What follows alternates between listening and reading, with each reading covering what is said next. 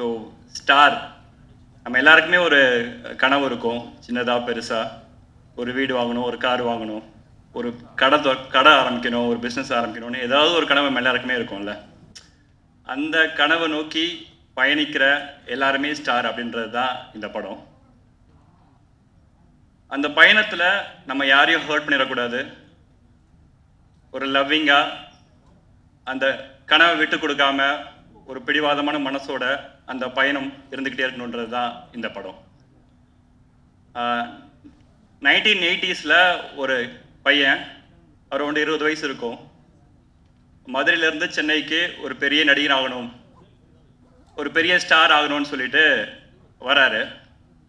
1980s வந்து 1990s ஆகுது, 2000 ஆகுது, 2010 ஆகுது, கிட்டத்தட்ட ஒரு 35 வருஷம் 40 வருஷம் ஆகுது. அப்போ அவர் 20 வயசு இருக்கும்னு சொன்னால, ஒரு 55 வயசுல அவருக்கு வந்து ராஜாராணின்ற படத்துல ஒரு சின்ன ஒரு ரோல் கிடைக்குது. அவர் பல வருஷம் தேக்கி வச்சிருந்த அந்த கைத்தட்டல் வந்து அவருக்கு அந்த இடத்துல தான் கிடைக்குது. அவர் தான் எங்கள் அப்பா. ஸோ இந்த படம் வந்து எங்கள் அப்பாவோட டெடிகேஷனாக தான் நான் பார்க்குறேன். இந்த படம் ஃபுல் அண்ட் ஃபுல் இன்ஸ்பிரேஷனே எங்கள் அப்பா தான். இந்த ஜேர்னியில் அவர் நிறைய விஷயங்கள் பார்த்துருப்பாரு, நிறைய கஷ்டங்கள் அனுபவிச்சிருப்பாரு. 2 முக்கியமான விஷயம், யாரோ ஒருத்தர் எங்கள் அப்பா சொல்லியிருக்காரு, யாரோ ஒருத்தர் வந்து இந்த மூஞ்ச வச்சு எப்படி நடிக்க வந்தேன்னு கேட்டாரு அப்படின்னு சொல்லியிருக்காரு. அந்த அவர் கேட்ட விஷயம் வந்து தான் எங்கள் அப்பாவுக்கு மோட்டிவேஷனாக இருந்துச்சுன்னு எப்பயுமே சொல்லிகிட்டே இருப்பார். ஒருத்தர் இன்னைக்கு அப்படி கேட்டுட்டாரு, நான் அவர் மாதிரி நடிச்சு காட்டணும் அப்படின்ற ஒரு வைராக்கியம், ஒரு ஸ்டபன் ஹார்ட் இருக்குல்ல, அதுதான் star. So universe always falls in love with a stubborn heart அப்படின்றது, அந்த ஸ்டபன் ஹார்ட் எங்கள் அப்பா தான். அண்ட் இந்த கனவு வந்து இப்போ எல்லாருமே நம்மளோட கனவு வந்து நம்ம ஒரு ஆள் தனியாக நம்ம வந்து கண்டிப்பாக அதில் ஜெயிக்க முடியாது. அதுக்கு சப்போர்ட் பண்ணுறதுக்கு நிறைய பேர் தேவை. சப்போர்ட் பண்ணுறதுக்கு, ஹெல்ப் பண்ணுறதுக்கு நிறைய பேரோட பிளெஸிங்ஸ் நமக்கு தேவை. அந்த மாதிரி எங்கள் அப்பாவுக்கு வந்து இந்த படத்தில் ஒரு ட்ரெய்லரில் பார்த்துருப்பீங்க, காசு இல்லை சார். அந்த காசு இல்லை சார் மூமெண்ட் வந்து எங்கள் அப்பா லைஃப்பில் நடந்தப்ப அப்போ சப்போர்ட் பண்ணது வந்து ஒரு குடும்ப தலைவியாக எங்கள் அம்மா தான் சப்போர்ட் பண்ணாங்க. அவரையும் பார்த்துக்கிட்டாங்க, எங்களையும் பார்த்துக்கிட்டாங்க.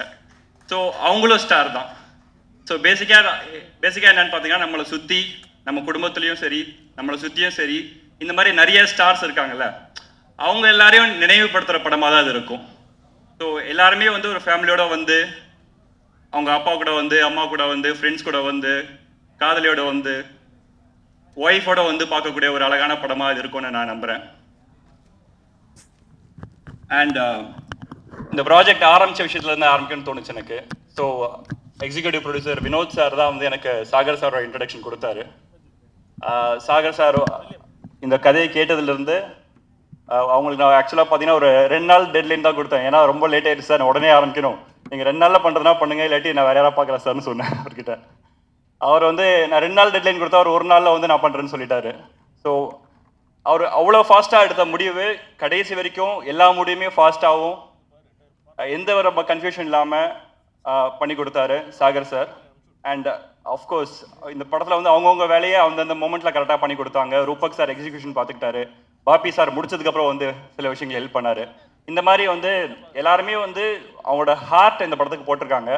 ஸோ அதை நான் ரொம்ப பிலீவ் பண்ணுற ஒரு விஷயம் பார்த்தீங்கன்னா, உண்மையான அன்போட ஒரு விஷயம் செய்யும் போது அதுக்கான பலன் கண்டிப்பாக கிடைக்குன்ற நம்பிக்கை எனக்கு ரொம்ப இருக்குது. ஸோ அந்த விஷயம் இந்த படத்தில் நிறைய நடந்திருக்கு. ஸோ இதை வந்து இந்த படத்தை ஒரு அழகான லவ் ஸ்டோரியாக தான் நான் பார்க்குறேன். நான் சொல்கிற லவ்ன்றது வந்து ஒரு அப்பாவோட லவ், ஒரு அம்மாவோட லவ், ஒரு ஃப்ரெண்டோட லவ், ஒரு காதலியோட லவ், ஒரு ஒய்ஃபோட லவ்னு ஏகப்பட்ட லவ் இந்த படத்தில் இருக்குது. ஸோ என்ன கேட்டால் இந்த படத்தை கேட்டிங்கன்னா அது சினிமா படம் கிடையாது, ஒரு அழகான காதல் கதை தான் நான் நம்புகிறேன் அதை. அண்ட் படத்தில் நிறைய பேர் ஒர்க் பண்ணியிருக்கோம், அவங்க எல்லாருக்கும் சின்ன சின்ன தேங்க்ஸ் சொல்லிக்கிறேன். மேனேஜர் டீமில் இருக்கிற குமார் சார், பாலமுருகன் சார், செல்வகுமார், கண்ணன், மாரியப்பன், எல்லாருமே வந்து நான் சொல்கிறேன்ல, இந்த படத்தில் எனக்கு கிடைச்ச பெரிய பிளெஸிங்ஸ்னால் யாருமே இதை வேலையாக பார்க்கல. யாருமே வந்து இதை வந்து ஒரு படம் பண்ணுறோம் அப்படின்னு வேலையாகவே பார்க்கல. அவங்க எல்லாருமே இதை ஓன் பண்ணிவிட்டு அவங்களோட படமாக நினச்சி எனக்கு பண்ணி கொடுத்தாங்க.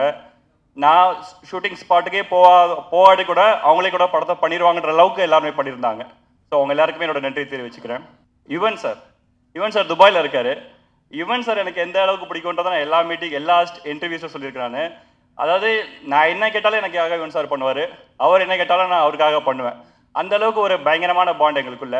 லைக் எனக்கு ஒரு பிரதர், ஒரு வெல்விஷர், ஒரு ஃப்ரெண்டு, ஒரு ஸ்பிரிச்சுவல் கைடன்ஸு, இந்த மாதிரி எல்லா கேட்டகரியிலையும் சார் செட் ஆவார் எனக்கு. லைக் அவர் எனக்கு ரொம்ப நிறைய வாட்டி சொல்லியிருக்கான்னு, இந்த உலகத்துலேயே எனக்கு ரொம்ப பிடிச்ச சில பேரில் யுவன் சார் ஃபர்ஸ்ட்டில் இருப்பார்னு தான் சொல்லுவேன். அந்த அளவுக்கு ரொம்ப பிடிக்கும். அவரை மாதிரி ஒரு பர்சன் என் லைஃப்பில் கிடச்சது வந்து ரொம்ப பிளெஸிங் தான் சொல்லணும். நான் அவர்கிட்ட எப்பயுமே அட்மையர் பண்ணிக்கிட்டே இருப்பேன். ஒரு விஷயம் என்னன்னு பார்த்தீங்கன்னா வந்து, ஒரு மனுஷன் எவ்வளோ அன்போட, எவ்வளோ அமைதியாக, எவ்வளோ ஸ்வீட்டாக இருக்கணுன்றதை அவர்கிட்ட கற்றுக்கிட்டே இருப்பேன். நான் எப்பயுமே நம்புற ஒரு விஷயம் தான், அவரை மாதிரி நம்ம எல்லாருமே இருந்துட்டோம், இன்க்ளூடிங் மீ, எல்லாருமே இருந்தோம்னா இந்த உலகம் ரொம்ப அழகாக ஹாப்பியான பிளேஸாக இருக்கும்னு எப்போவுமே சொல்லிக்கிட்டு இருப்பேன். அந்த அளவுக்கு எனக்கு யுவன் சாரை பிடிக்கும். அண்ட் ஃபைனலி அஃப்கோர்ஸ் நம்ம ஸ்டார் கவின் கிட்ட இந்த கதை சொல்லும் போது பார்த்தீங்கன்னா வந்து, நான் போய் கதை சொன்னேன்.